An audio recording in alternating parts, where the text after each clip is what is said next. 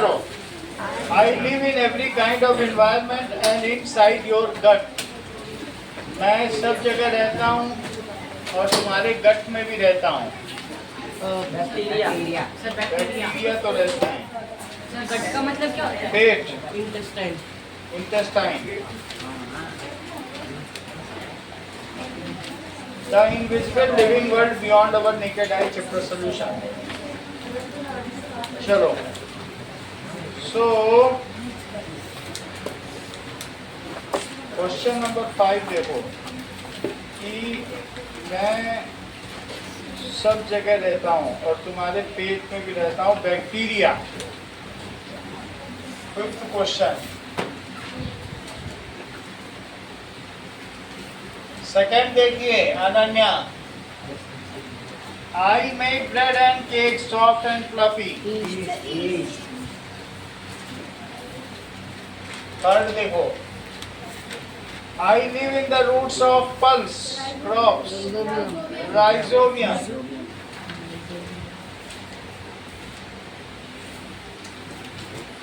Question number 6 देखो Aaradhya.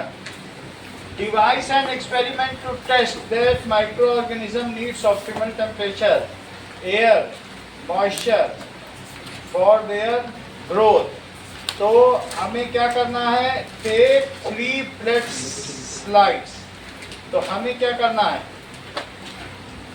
Answer है take 3 bread slice. Put it in box A. इसमें रखो. Box A, B, C, each one. सब में एक एक डाल दो. अब एक को क्या कर दो? पहले को put it in warm moist environment. Put a box near sink. Sink के पास क्या moist environment होगा? Yes sir. And warm environment. और दूसरे को B को कहाँ रख दो? Outside in sun. Put B box in outside sun. Put C box in refrigerator. तो कहाँ पर तुमको लगेगा कि सबसे ज्यादा फंगस कहाँ निकलेगी? ब्रेड माउल्ट किसमें होगा? यस. सो अब इसके बाद आप क्या देखेंगे? Now after 3 days. After 3 days. Sir A वाले में सबसे ज्यादा फंगस क्यों? हाँ, इसलिए क्योंकि मॉइस्चर भी चाहिए, इसको वार्मथ भी चाहिए. दो चीज. तुम्हें सीड को भी जब जर्मिनेट करने के लिए गर्मी भी चाहिए होती है और सब वार्मथ भी चाहिए. बारिश का मौसम सही है क्योंकि मॉइस्चर रहता है और साथ में गर्मी भी रहती है. अभी ये मौसम ठीक है. अगर बारिश 1-2 हो जाती है तो ज़मीन खूब गर्म भी रहेगी और बिल्कुल जल्दी से फसल होगी. खरीफ की फसल, धान उगेगा. तो इस तरीके से after 3 days open each box. Open each box. We will see that bread mold, rhizopus जिसको कहते हैं, bread mold, इसे फंगस भी कहते हैं, get developed in a box only. Get developed in a box. इससे क्या पता चलता है? This shows. दिव्या तुमको 2 पेन दे दिए कि नहीं दिए आज के? ये लो.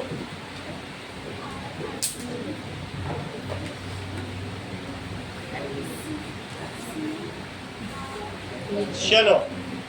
That means इससे क्या पता चला? This shows that moisture and warmth both are necessary. Moisture and warmth both are necessary या एसेंशियल फॉर किसके लिए? Growth, their growth of micro organism.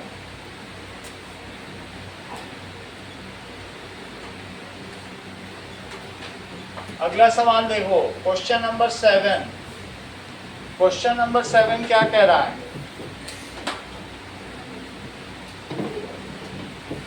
Take 2 slices of bread, place one near sink, place other in refrigerator, compare after 3 days। क्या सवाल वही है?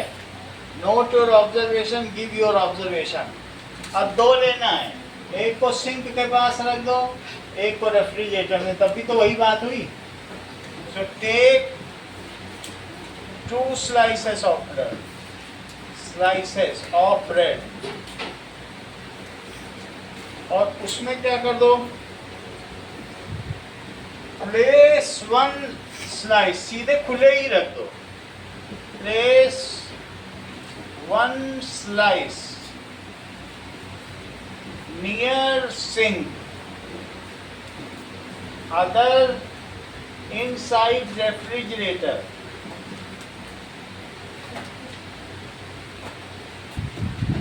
After 3 days we will observe, after 3 days we will observe कि जो पहला वाला bread का piece है जिसको कि तुमने कहाँ रखा था?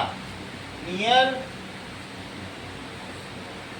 सिंक होल, उसमें इस तरीके की that is Rhizopus, bread mould निकल आया ऐसे। तो ब्रेड में इस तरीके से फंगस निकल आई, सही है? तो इसको ब्रेड माउल्ड कहते हैं।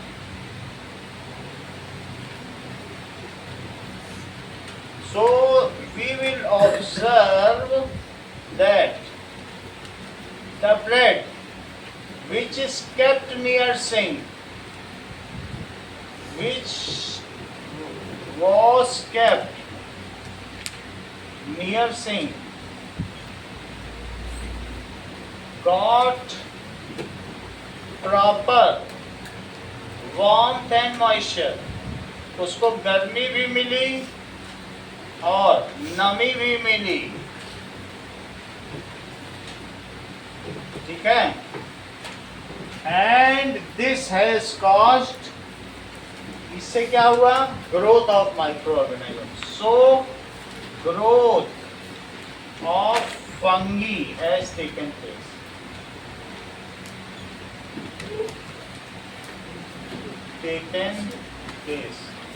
जबकि फ्रिज के अंदर क्या होता है? In fridge refrigerator there is cold and dry atmosphere. Fridge में क्या होता है? In fridge there was cold and dry atmosphere. Sir humidity नहीं होती है। ह्यूमिडिटी नहीं होती, वो सारा बर्फ बन जाती है।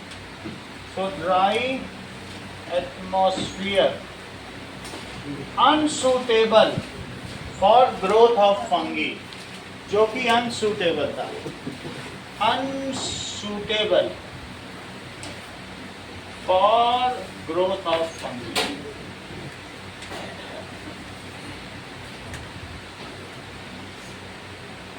अगला सवाल देखिए।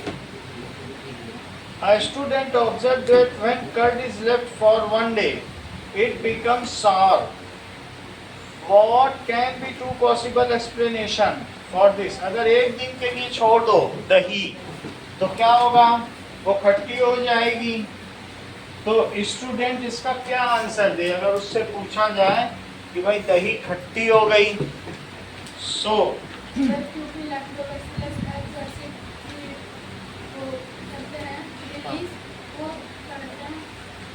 तो खट्टी हो जाएगी। They release acid and there is lactic acid. हाँ, फास्टर ग्रोथ, और उसमें क्या होगा? बोलो, faster growth of lactobacillus bacteria. पूरा दिन रख दोगे, 4 घंटे रखोगे तब ज़्यादा ग्रोथ होगी कि पूरा दिन रखोगे तब? तो ऐसा होगा। नाउ अब देखिए क्वेश्चन नंबर 8 देखो।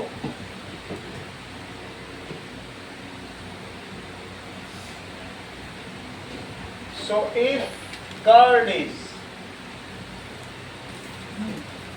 put for complete one day, it results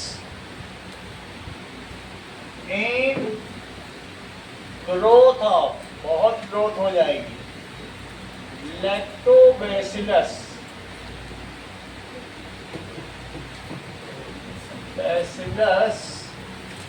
bacteria in large amount.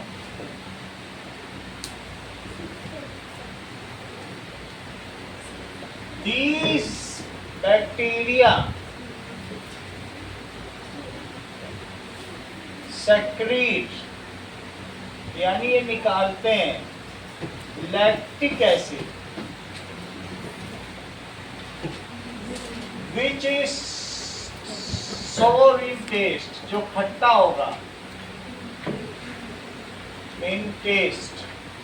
So curd becomes sour.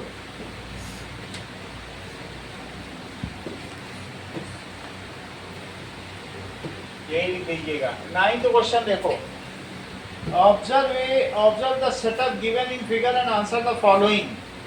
एक जगह पर तुमने क्या किया, बीकर में शुगर ले ली।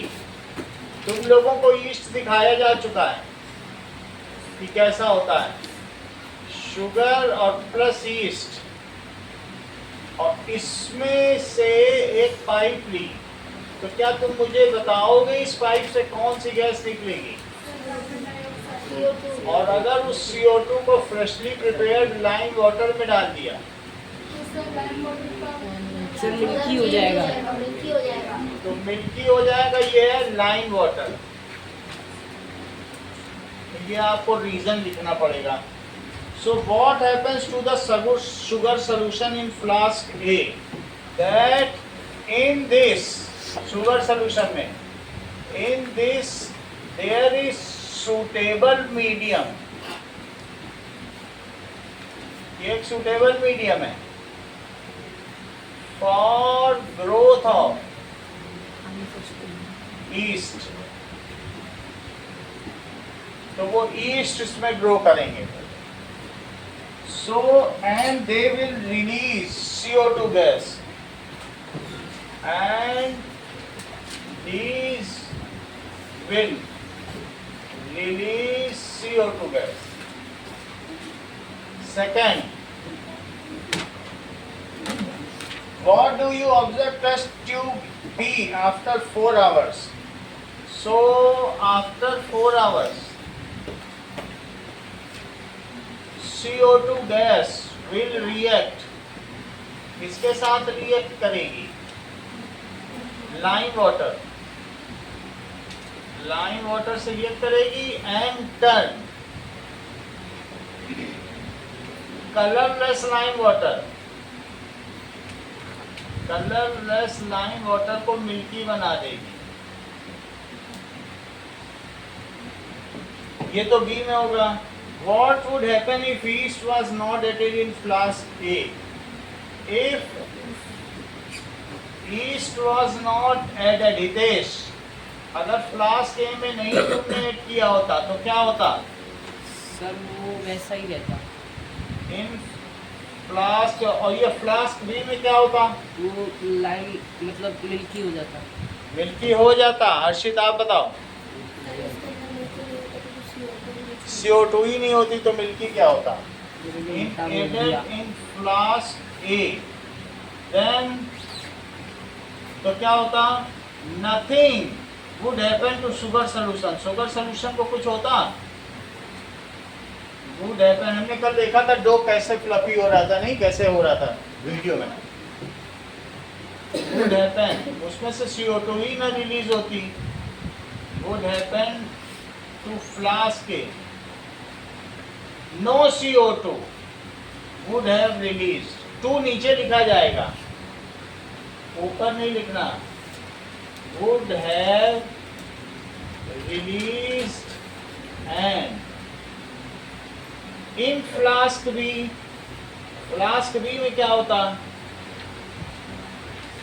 एंड इन पूछा नहीं गया, मैं लिखा दे रहा हूँ, flask B lime water would not have turn milky, lime water would not have turn milky.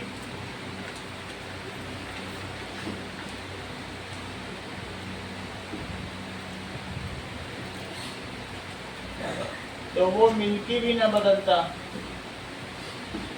Hindi निकालिए।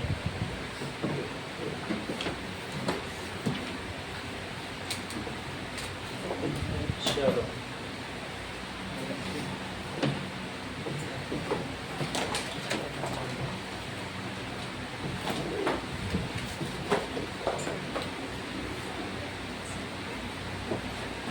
हिंदी की बुक का क्या नाम है? मलाधार। गंगा मलाधार। मलार। चलो मलार को। हेलो, चलो अब आगे देखते हैं। मल्हार निकालो। मल्हार का पहला निकालिए, स्वदेश।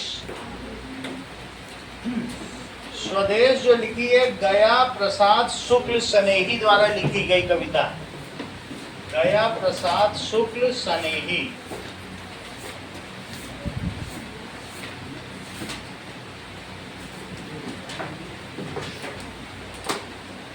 वह हृदय नहीं है पत्थर है जिसमें स्वदेश का प्यार नहीं।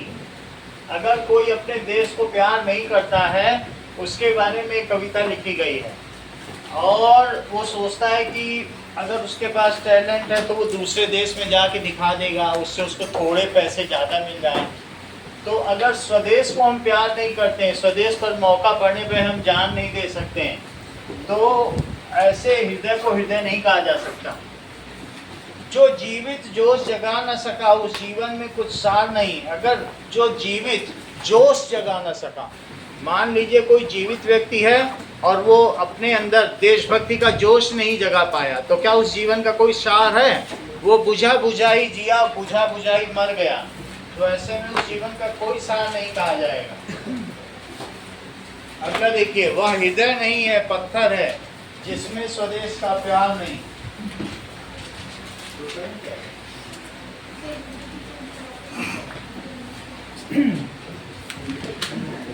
जो चल न सका संसार संग उसका होता संसार नहीं।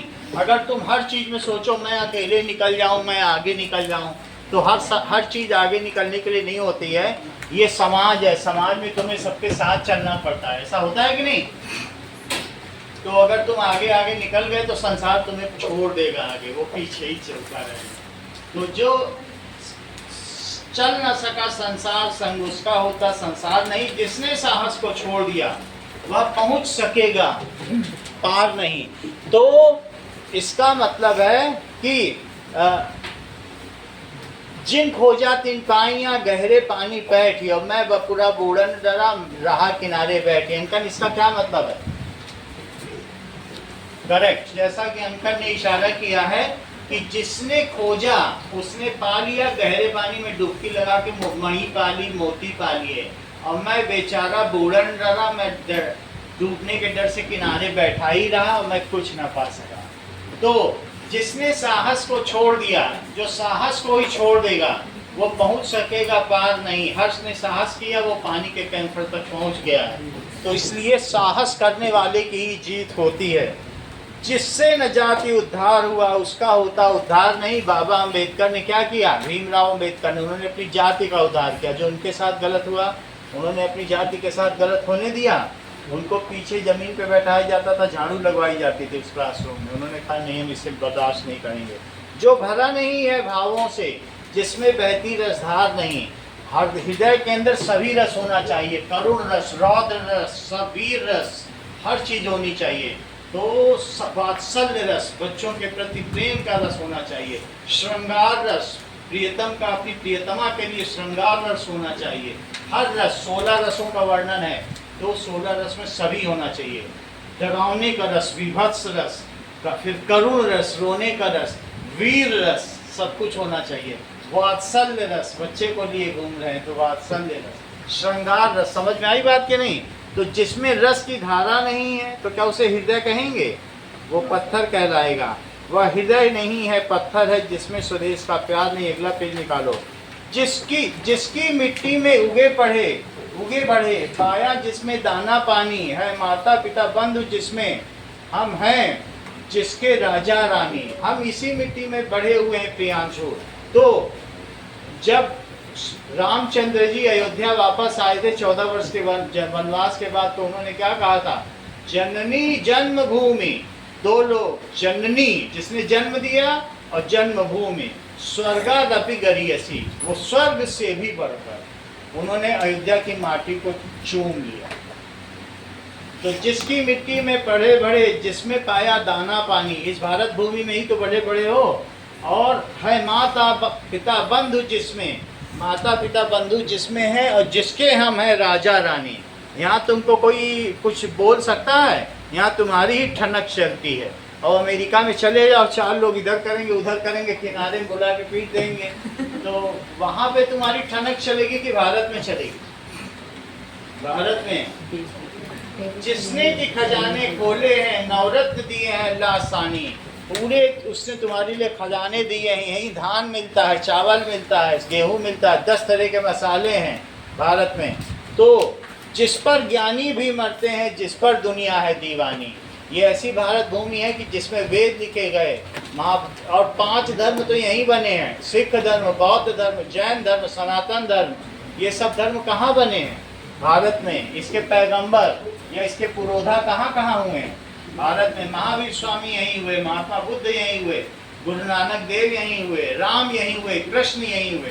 तो ये ऐसा देश है जिसमें 5 धर्मों का उदय एक साथ हो गया, जिस पर ज्ञानी भी मरते हैं। और दूसरे देश के लोग यहाँ ज्ञान प्राप्त करने के लिए आते हैं, जाके बनारस में बसते हैं, हरिद्वार में बसते हैं, और भी वृंदावन नगरी है, वो प्रभावित होते हैं आत्मिक शांति के लिए। कौन सा देश प्रमुख है? भारत। उस पर है नहीं पसीजा जो, क्या है? भूखा वो भार नहीं। तो उस पर जिसका दिल पसीजा नहीं, वो इस धरती पे भार के समान है। ये शाम न विद्याम न तपो न दानम न ज्ञानम न शीलम न गुणो न धर्मा ते मर्त्य लोके भुवि भारभूता मनुष्य रूपेण मृगाश्चरन्ति। जिसमें न ज्ञान है, न दान है, न विद्या है, न शील है, न गुण है, मनुष्य के रूप में वो पशु के समान है और जमीन पे बस विचरण किया करता है। जिसमें कोई गुण ही नहीं है, वो मनुष्य दिख जरूर रहा है, न ज्ञान है, न दान है, न शील है, वो मृग की भांति बस विचरण और भाव स्वरूप है। उस पर है नहीं पसीजा जो, अपनी मातृभूमि पे नहीं पसीजा, मातृभूमि के काम ना आ सका, तो वो भूख का क्या वो भार नहीं है। इसका मतलब है कि वो धरती पे भार स्वरूप। निश्चय है, निसंशय निश्चित है, जान एक दिन जाने को। ये जान तो तुम्हारी जानी के लिए ही बनी हुई है आराध्या, एक दिन तुम मर जाओगी। है काल दीप जलता हरदम, जल जाना है परवानों को। सभी को, जितने परवाने हैं, परवाने का मतलब होता है कि बहुत छोटे छोटे कीड़े, क्या वो मोमबत्ती की लौ में जल नहीं जाते? तो लेकिन वही शम्मा जो परवानों को जला देती है, वो परवाने अमर हो जाते हैं। जो अपनी मातृभूमि पर मिट जाते हैं वो क्या कहलाते हैं? अमरकरण। परवाने कौन होते हैं? इंसेक्ट। और शम्मा क्या होती है? जो लौ होती है। तो लौ पे कभी भी गर्मी को देख के सारे इंसेक्ट जा के मर जाएंगे। कहीं भी रोड पे लैंप जल रहा होगा, उसके नीचे आधा किलो कीड़े पड़े होंगे।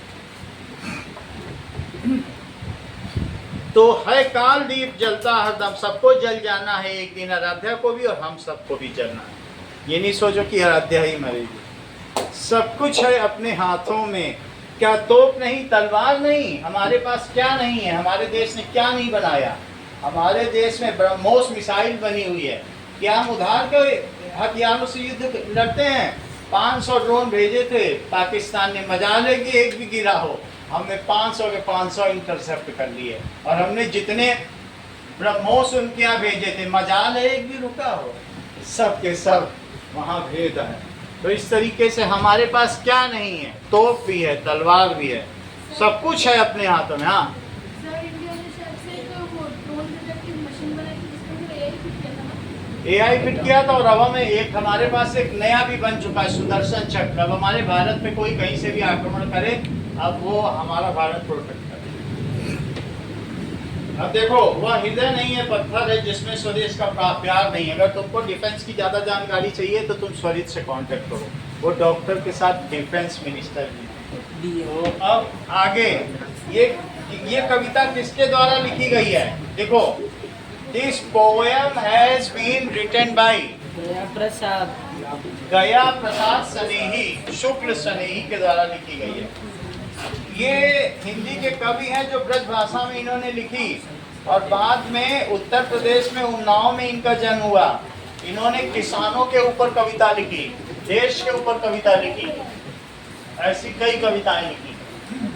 अब आगे देखो, इसकी एक्सरसाइज है। चलिए, मेरी समझ से वह हृदय नहीं है, पत्थर है। इस पंक्ति में बात नहीं करो, इस पंक्ति में हृदय के पत्थर होने से दिव्यांशु क्या तात्पर्य है? बोलो। कठोरता से, बताइए। संवेदनशीलता से। स्वदेश कविता चैप्टर सॉल्यूशन, बहुत अच्छा। दिव्यांशु ने हर चीज का सही उत्तर दिया है। इससे पता चलता है इन्होंने कहा संवेदनहीनता से। इसका ये मतलब नहीं है कि उसका हृदय बड़ा कठोर है, कहेगा वो पत्थर की तरह है, मार के दिखाओ लोहा। बहुत बड़ी बात इन्होंने कही। इसका मतलब ये हर चीज जानते हैं। संवेदनहीनता, संवेदनहीनता का मतलब समझते हो कि कोई अगर गिर जाए, चोट लग जाए, तो सामने वाला हंसने लग जाए, कितना अच्छा गिरा, गिर गया, उसको उठा नहीं रहा है। उसमें संवेदनहीनता की कमी है, उसमें सिविक सेंस की कमी है। अगर कोई प्यासा है, दूसरा हंस रहा है उसके ऊपर, उसको अलट पलट रहा है 3-4 बार देर, उससे कोई फर्क क्या है? तो अब अगली देखो, निम्नलिखित में से कौन सा विषय इस कविता का मुख्य भाव है? इग्नोर करो, अपना काम करो। शिवांश, कौन इस कविता का मुख्य भाव क्या है? शिवांश, देश के प्रति प्रेम। करेक्ट। देखो, देश प्रेम, देश के प्रति प्रेम, देश के प्रति प्रेम। अगला पेज निकालो। इस कविता का मुख्य भाव है कि हमें अपने देश से प्रेम करना चाहिए। हम हैं जिसके राजा रानी, इसका क्या मतलब है? इसका अर्थ बताइए। हम हैं जिसके राजा रानी, देश के समस्त नागरिकों के लिए, कि सिर्फ तुम ही राजा रानी हो। ये किसके लिए है? देश के समस्त। ये थोड़ी है कि सिर्फ शिवांश सुंदर है तो ये राजा बन जाएगा। समस्त नागरिकों के लिए। इस क्लास का सबसे सुंदर लड़का कौन है? शिवांश। अब अगला देखो। नाउ, कविता के अनुसार कौन सा हृदय पत्थर के समान है? शिवांश, जिसमें देश प्रेम का भाव नहीं। जिसमें देश प्रेम का भाव नहीं। सर इसलिए पहले से ही टिक कर रखा। ये चीटर है, टीचर है, सॉरी। देश प्रेम का भाव है, वही हृदय नहीं है, पत्थर है। मिलकर करें मिलान। अब देखो, अब हमें इसको मिलाना है। तो जिसमें एक का उत्तर क्या होगा बताइए? कि जिसने साहस को छोड़ दिया। पहले का आंसर 3 है, मिलकर करें मिलान। मिलकर करें मिलान, तो पहले का आंसर क्या होगा? जिसने साहस को छोड़ दिया। जो जीवित जोश जगा न सका, जो दूसरों को भी प्रेरित और उत्साहित न कर सका, जो ये न कह सका उठो हितेश क्या करते हो, जाओ दुश्मन से लड़ो, मैं तुम्हारे पीछे आ रहा हूं। तो इसको हितेश में एक जोश जगा देना चाहिए, जाओ हितेश तोप उठाओ। जिस पर ज्ञानी भी मरते हैं, जिस पर हर दुनिया दीवानी। इसका क्या मतलब है? जिस देश में ज्ञान संपदा से हमने देश को, विश्व को योग दिया, ठीक है, वेद दिए, ग्रंथ दिए, तो ऐसे पे ज्ञानी मरते हैं जिस पर है दुनिया दीवानी। हमने विश्व को शून्य दिया है। तो तीसरे का आंसर 1 है और चौथे का क्या है? 2। सब कुछ है अपने हाथों में, क्या तोप नहीं, तलवार नहीं। तो तोप और तलवार की आवश्यकता होती है, तभी विश्व में शांति होती है। अगला सवाल देखें, पंक्तियों पर चर्चा। कविता में से चुनकर कुछ नीचे पंक्तियां दी गई हैं, इन्हें ध्यानपूर्वक पढ़िए, विचार करिए, आपको इनका क्या समझ में आया, अपने विचार समूह में साझा करिए। निश्चित है, निसंशय निश्चित है, जान एक दिन जाने को है, काल दीप जलता हरदम, जल जाना है परवानों को। इसका मतलब है कि कवि कहता है, का लिखो, पंक्तियों पर चर्चा।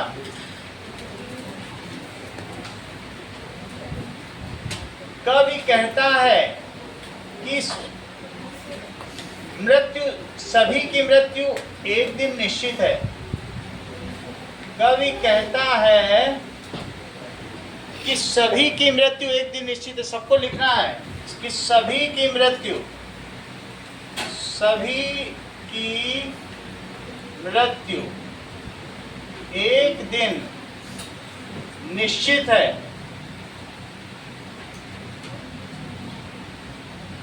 तो इसका मतलब है कि अगर मरना ही है तो क्यों ना देश के लिए मरे। अगर मरना ही है तो क्यों ना देश के लिए मरे।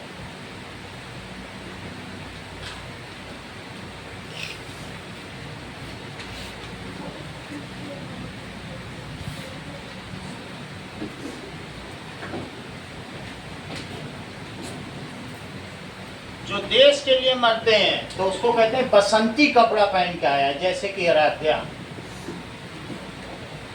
कहते हैं मेरा रंग दे बसंती चोला, माई रंग दे। सब कुछ है अपने हाथों में, क्या तोप नहीं, तलवार नहीं। खा का अर्थ बताइए। तो हमारे हाथ में क्या नहीं है? इसका मतलब है कि हमारे देश ने पर्याप्त विकास किया है। देश ने क्या क्या विकास किया है? युद्ध क्षेत्र में, के क्षेत्र में क्या क्या बना लिया है? बड़ी बड़ी मिसाइलें बना ली हैं। बना ली कि नहीं? बड़े बड़े हथियार, तोप, मिसाइलें बना ली हैं। मिसाइल बना लिए। हम किसी से पीछे नहीं हैं। हम किसी से पीछे नहीं हैं। अगर ब्रह्मोस दे के हर्ष को बाउंड्री पर भेज दिया जाए तो ये कमाल दिखा सकता है। हर्ष में वो काबिलियत है जो भरा नहीं है भावों से बहती, जिसमें रसधार नहीं। अब ये रसधार का क्या मतलब है? कि यहाँ कवि कहता है कि जिसमें देश प्रेम की भावना नहीं है, संवेदना नहीं है, देश प्रेम की भावना नहीं है। ऐसे बहुत सारे लोग हैं देश में भी रहते हैं जिनमें देश प्रेम की भावना नहीं है। जब पाकिस्तान से आता था कोई मिसाइल और अगर कहीं गलती से गिर जाता, वो ये कहते हैं मजा आ गई भारत की, देखो ये हो गई वो हो गई। और वहाँ से वहाँ गिरता तो वो कहते हाय पाकिस्तान में गिर गया। तो अगर ऐसा व्यक्ति है तो वो देश के लिए बेकार है, वो जो उसी थाली में छेद कर रहा है जिसमें खा रहा है। तो संवेदन शून्यता नहीं होनी चाहिए, संवेदनहीनता नहीं होना चाहिए, दुख होना चाहिए। अगर देशों जिसमें देश प्रेम की भावना नहीं है वह व्यक्ति संवेदनहीन है।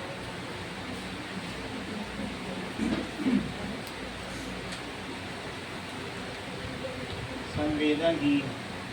जब भी एक दो सैनिक मर जाते हैं, सीमांश 2 दिन खाना नहीं खाता है। इससे हम लोगों को सोचना चाहिए, सोच विचार के लिए। तो इसका मतलब कितना करुण हृदय है शिवांश। कविता को पुनः ध्यान से पढ़िए, पता लगाइए और लिखिए। हम हैं जिसके राजा रानी पंक्ति में राजा और रानी किसे कहा गया है? दैट इज, इस पंक्ति में देश के सभी भारतवासियों को राजा रानी कहा गया है। तो क्यों कहा गया है? सोच विचार के लिए।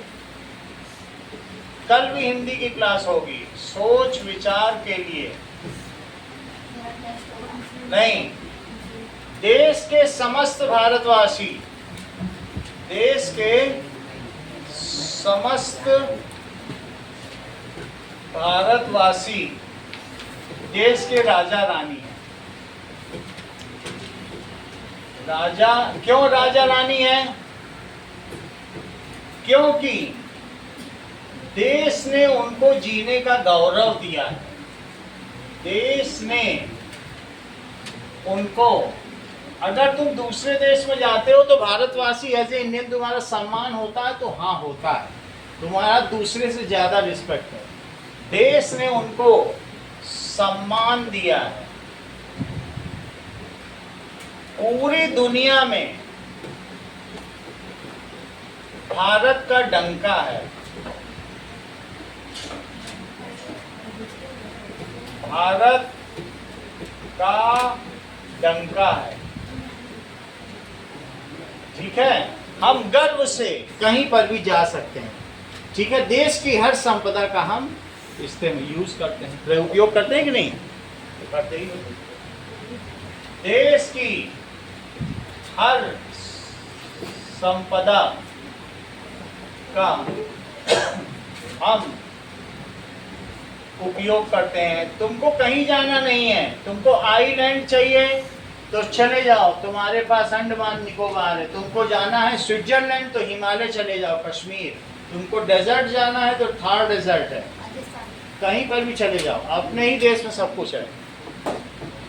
अगला देखिए, संसार संग चलने से आप क्या समझते हैं? जो व्यक्ति संसार संग नहीं चलता, संसार उसका क्यों नहीं है? आराध्या, संसार संग चलने से तुम क्या समझती हो? बोलो। बहुत अच्छा।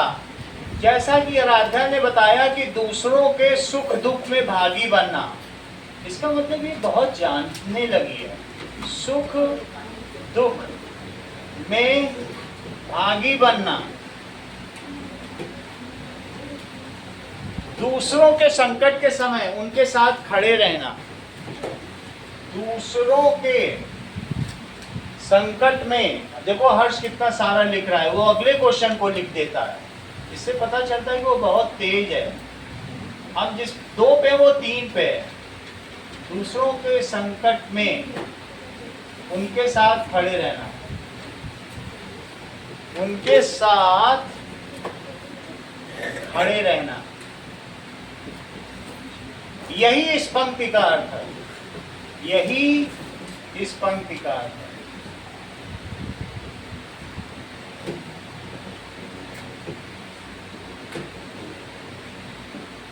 जो चल न सका संसार संग, होता नहीं उस संसार उसका नहीं, संसार उसका नहीं है।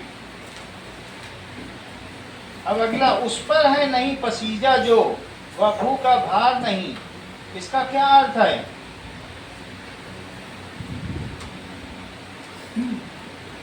यानी जो अपने देश पर पसीजा नहीं है। तीसरा, उस पर जो अपने देश के प्रति श्रद्धा के भाव नहीं रखता, श्रद्धा के भाव नहीं रखता,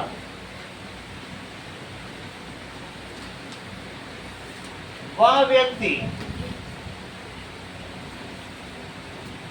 धरती पर भार के समान है, बस वो अपना वजन ही बढ़ा रहा है। धरती पर किसके समान है? भार के समान है। भार का मतलब वजन बढ़ा रहा है।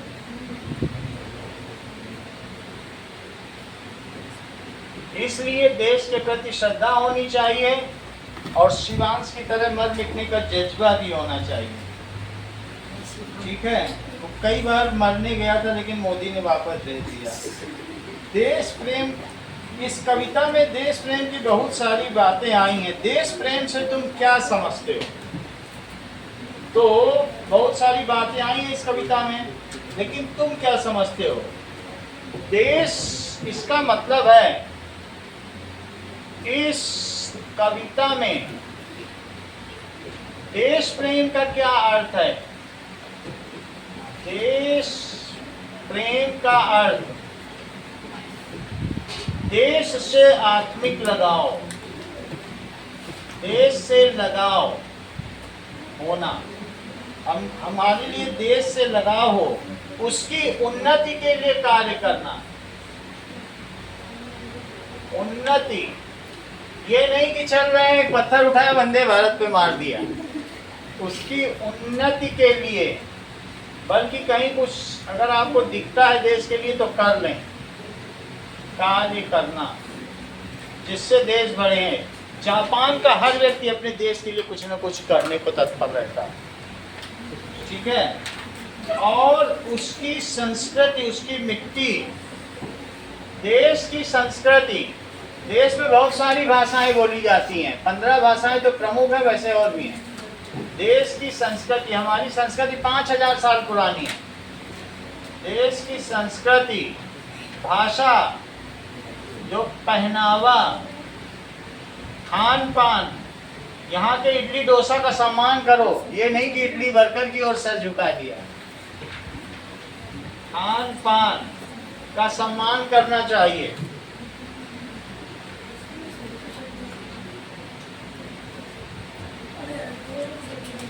इशिता को डोसा मिलता है तो बर्गर की ओर देखती भी नहीं है। देश के प्रति इसमें कितनी श्रद्धा के भाव।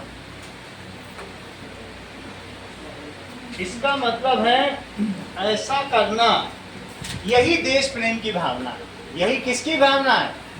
देश प्रेम की।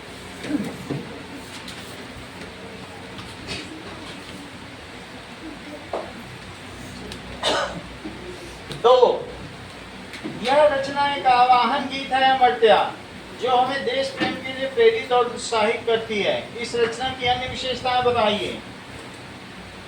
तुम्हें इस रचना से क्या पता चलता है?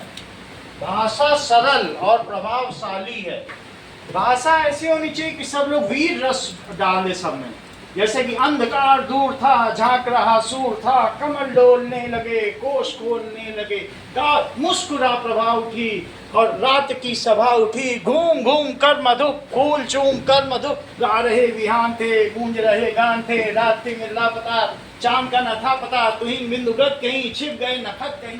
ऐसे वो बोलते जा रहे हैं प्रभात फेरी, और लोगों में जोश आता जा रहा है। तो भाषा सरल है, प्रभावपूर्ण है, लयपूर्ण। इससे क्या पता चल रहा? भाषा कैसी है? सरल है, प्रभावपूर्ण है, कठिन नहीं है, बच्चों को समझ में आने का ना। भाषा सरल है, प्रभावपूर्ण है, लयपूर्ण है। इसमें लय भी है, गाई जा सकती है और लोगों में देशभक्ति का संचार करती है।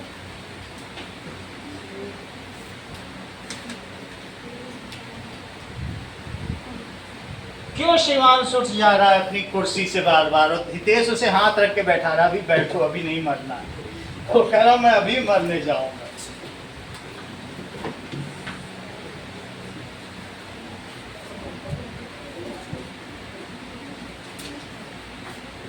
अगला देखो, इस रचना की क्या विशेषता है? यही विशेषता है, अनुमान और कल्पना से। अगले पेज पे आओ। अनुमान और कल्पना से आता है तुम्हारे में कि नहीं आता है? जहां तक आता है वहीं तक बताना, वहीं तक कराना। अब देखो, ठीक है, नाउ जिसने के खजाने खोले हैं, अनुमान करके बताइए इसमें किस प्रकार के खजाने की बात कही गई होगी। तो धरती हमें अनगिनत क्या खनिज पदार्थ, लोहा, तांबा, सोना, चांदी सब देती है कि नहीं? तो जिसने की खजाने खोले हैं का क्या अर्थ है यहाँ पर? अनुमान और कल्पना से बताइए। ऐसा नहीं कि धरती के अंदर बक्सा है, वो खजाना खोल दे रही है कि आओ हितेश चुपचाप ले जाओ। ऐसा नहीं है।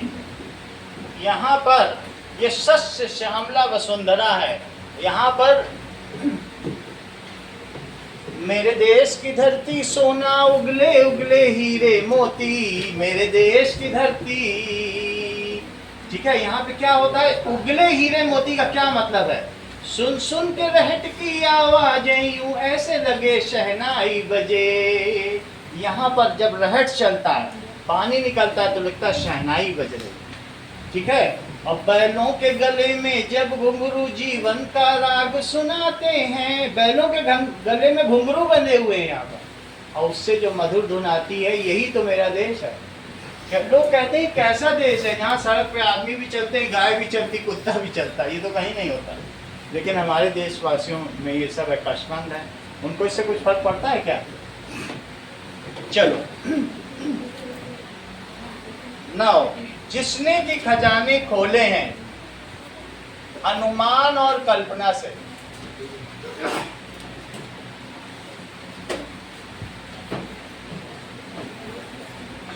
का देखो, जो दूसरे देश है, फ्रांस है, यूरोप है, वहां पर अगर तुम अपने कुत्तों को भी जाते हो घुमाने के लिए तो कहते हैं इनको चड्डी पहनाओ, हमारे बच्चों पे बुरा असर पड़ रहा है। इतनी तो उनकी छोटी सोच है। वहां गाय को चड्डी पहना घुमाया जाता है। That means उनका और हम लोगों का कितना विस्तार है। हम लोग संत की तरह सोचते हैं कि नहीं सोचते? तो हमारे देश की संस्कृति बहुत आगे है, वहां तक उनको वो पहुंच पाएंगे कभी?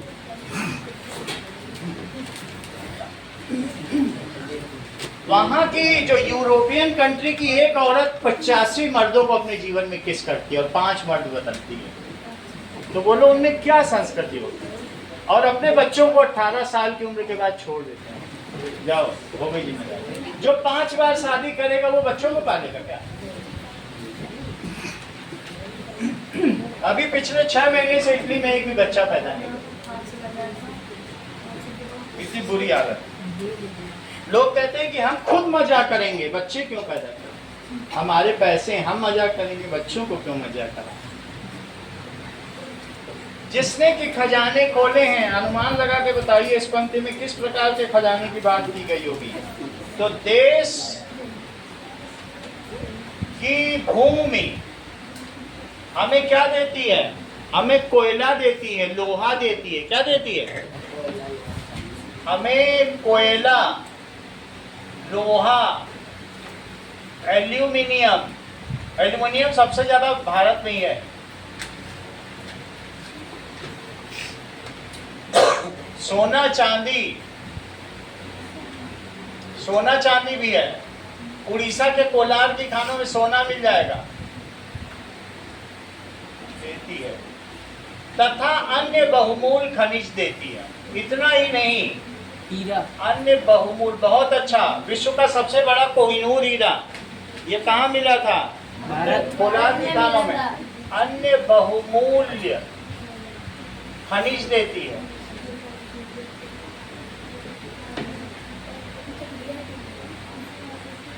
अगला बताओ, अमर्त्या, जिसकी मिट्टी में उगे बढ़े। इसमें उगे बढ़े का क्या मतलब है? क्या तुम उग रही हो? क्या झाड़ झंखाड़ हो जो उग रही हो? इसका क्या अर्थ है बताओ? हैं?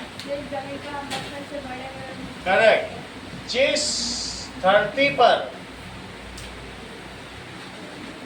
हम पले और बढ़े हुए, उगे नहीं है, इस धरती ने हमको छाया दी, ठीक है, तथा हमारा विकास किया। इसी धरती ने तो किया है, अनाज दिया। इस धरती ने हमें छाया दी। जब तुम नीचे आते हो तो नीम के पेड़ के नीचे खड़े हो जाते हो, तो कौन छाया देता है? धरती देती है कि माँ का आंचल ने हमें छाया दी। ठीक है, भोजन दिया, जल दिया और हमारा विकास किया।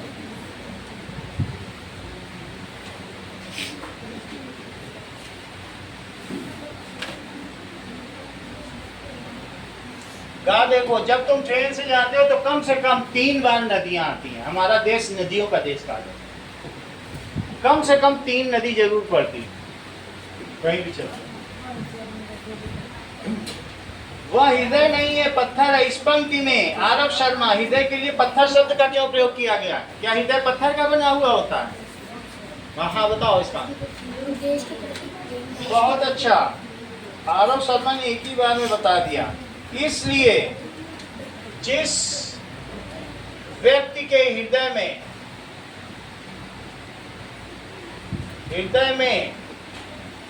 देश प्रेम नहीं होता, वो क्यों देश के मैसी की शर्ट पहनता है? क्योंकि उसमें देश प्रेम है, वरना क्या वो तेंदुलकर की ना पहनता? तो जिस व्यक्ति के हृदय में देश प्रेम नहीं, वह संवेदनहीन है। कैसा है?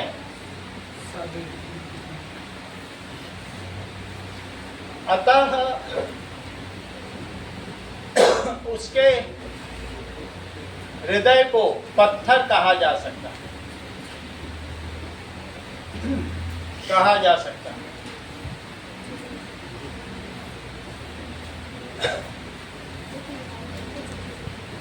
अगला देखिए, कल्पना कीजिए पत्थर आपको अपनी कथा बता रहा है, आप उससे क्या क्या बात करेंगे और वो अपनी क्या क्या बात करेगा। पत्थर क्या बोलेगा? दैट इज, बात नहीं करो। पत्थर, जब भी मैं नदी में गिरता था मुझे भी नदी के साथ चलना पड़ता था। पत्थर यही तो बोलेगा। जब मैं पहाड़ से टूट कर गिरा, पहले पहाड़ से टूटा होगा, टूट कर गिरा, मेरी लाखों वर्षों की शांति भंग हो गई। लाखों वर्षों से तो पहाड़ था, तो मेरी कैसे शांति भंग हो गई? लाखों, बात नहीं करो, वर्षों आगे का लिखते जाओ कि शांति भंग हो गई।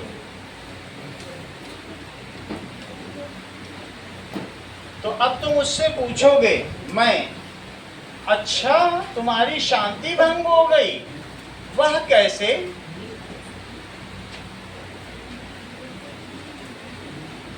तो पत्थर बोलेगा, मैं नीचे नदी में गिरा और उसी के साथ लुढ़कता पुढ़कता रहा। मैं नीचे नदी में गिरा और उसके साथ लुढ़कता रहा। यानी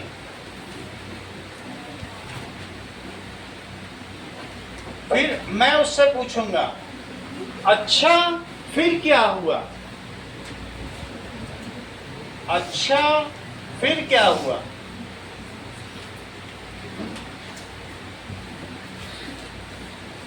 तो पत्थर बोलेगा, एक दिन एक इंसान ने मुझे उठाया और दूसरे पत्थर पर दे मारा, उस दिन आग निकली और मैं गर्म हो गया। आग का आविष्कार हो गया।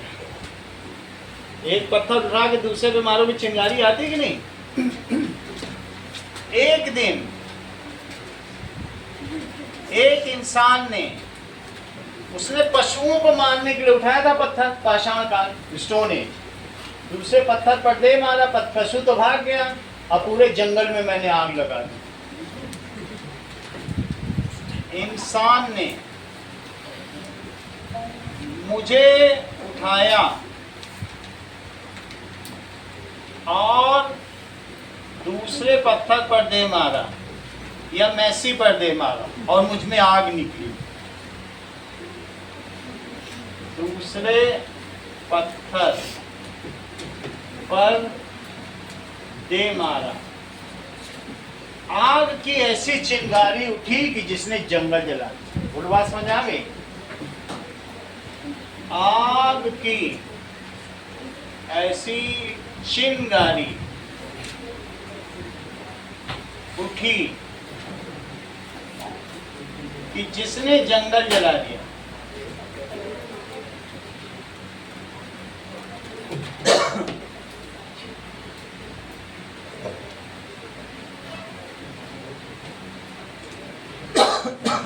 अब देखो, देश प्रेम की भावना देश की सुरक्षा से नहीं बल्कि संरक्षण से भी जुड़ी हुई है। इसका क्या मतलब है कि अगला देखो, हमें देश की प्राकृतिक संपदा का, अगर तुम्हारे यहाँ से कोई चोरी करके ले जा रहा है तो क्या ले जाने दोगे खनिज को? प्राकृतिक संपदा का रविंद्र बताओ क्या करना चाहिए? संरक्षण करना चाहिए।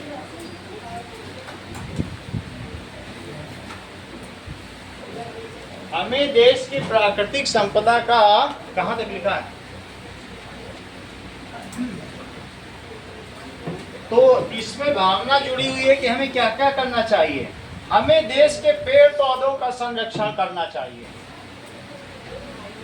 हमें देश की खनिज संपदा, तुम रोज दिन पर दिन कमजोर होते जा रहे हो रविंद्र, अभी हाफ मार्क्स पे पहुंच चुके हो जबकि टॉपर थे जब आए।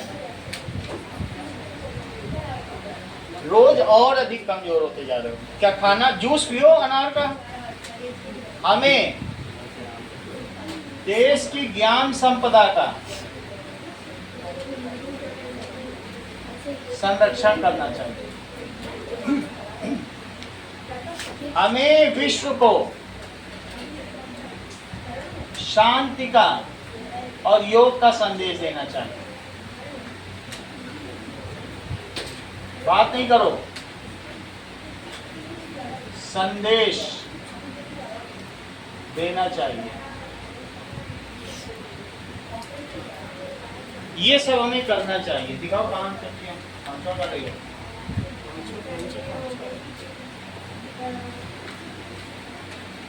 पाँच ही दिया तो कंफ्यूज हो गया। नहीं रखो, कल इसके आगे करा देंगे 2 चक्कर और।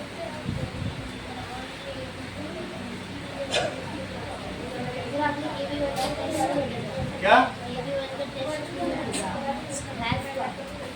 भेजा नहीं? अपने आप पूरा करा देगा। कभी भी तुम्हारा 7 का आएगा तो तुमको 7 का मान लो, उसने कह दिया 343 इंटू 2401, तो तुम्हें 7 क्यूब लिखना है और 1/7 की पावर 4 और 7 क्यूब बाई 7 की पावर 4 और 3 माइनस 4 और उस 7 की पावर लाइन से देख के इसका आंसर लिखना है। ये नहीं लिखना कि इसको काटने मतलब जाना, नहीं तो नंबर 1 भी नहीं मिलेगा। ऐसे करना है। पावर लाइन से एक्सपोनेंट पे बदलो, एक्सपोनेंट पे रूल लगाओ, फिर लिखो। कुछ भी कैंसिल नहीं करना है। वो पावर लाइन देंगे यूज करने की, नहीं कर सकते, एक भी नंबर नहीं मिलेगा। वो पावर लाइन देंगे। पावर लाइन का यूज ये है कि ऐसे लिखो, फिर ऐसे लिखो और फिर उसके बाद जब ये आ जाए तो ऐसे। ये ध्यान रखना, 3 नंबर का सवाल आएगा। कल भी मैंने बताया था, आज भी बताया। फिर से समझो, 7 क्यूब इंटू 7 की पावर 4, वो ऐसे नहीं देंगे। 343 इंटू 2401, तब तुमको हर्षित ऐसे लिखना है। ये आएगा तो ऐसे लिखना। और फिर 7 की पावर 3 प्लस 4 और 7 की पावर 7, 7 की पावर 7 कितना होता है? 1680। 7 कितना होता है? 8 2 3 5 4 3 2 3 5 4 3 8 2 3 चेक कर लेना उसका जो भी आंसर हो, 8 2 3 5 4 3 5 4 3 चेक कर लेना। अभी भी मुझे यकीन नहीं है, समझ। ऐसे यूज करना है पावर लाइन का, समझ में आ गई ना बात?